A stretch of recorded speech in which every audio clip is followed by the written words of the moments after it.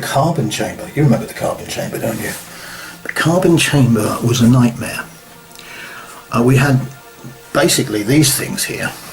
You can really see those. I mean, they're just glorified Chelsea boots.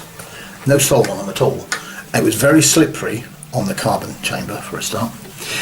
I had to be lifted by the crew onto the set because I was having difficulty climbing this peculiar mixture of ladders and slopes and things. So the crew actually lifted me onto the set at one point. Not very good for a stormtrooper, was it? And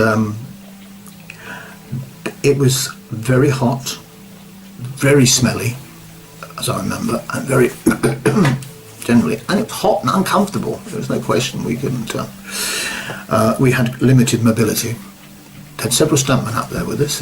It's very interesting, particularly with stormtroopers, because you could do things with stormtroopers you couldn't really do with other people. You could move them around because they look exactly the same, you know.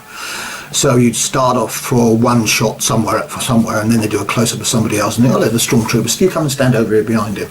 You know. As a result of that, I got moved around quite a bit, and this one of the poor sods who wasn't a stuntman fell off, or chipped off, because I think his feet weren't very good. And the other interesting thing is the photograph. This book came out called The Making of the Empire Strikes Back. And I didn't know the book had come out initially until people started asking me about a shot on the carbon chamber. It was one of several shots that Irving Kirshner, the director, took in a break when we took a break because there were some real issues with the filming of that, and it went on and on. We got hotter and hotter and more uncomfortable, and we took a break. And the legend says this is when the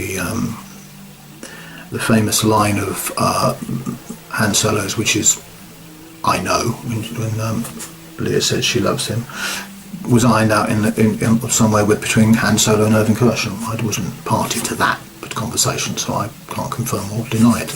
But what I do know is that we took a break, and in some of these shots I appear, and that's when people started contacting me.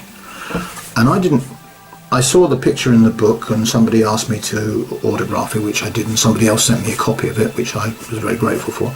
And then when I went to Collectomania, which was the first one I did in 2011, it was the first proper Star Wars thing I did, I was shown some more pictures that had been endorsed by the Kurtz Joyner Archive, and saw myself something like 30 years after I'd done it.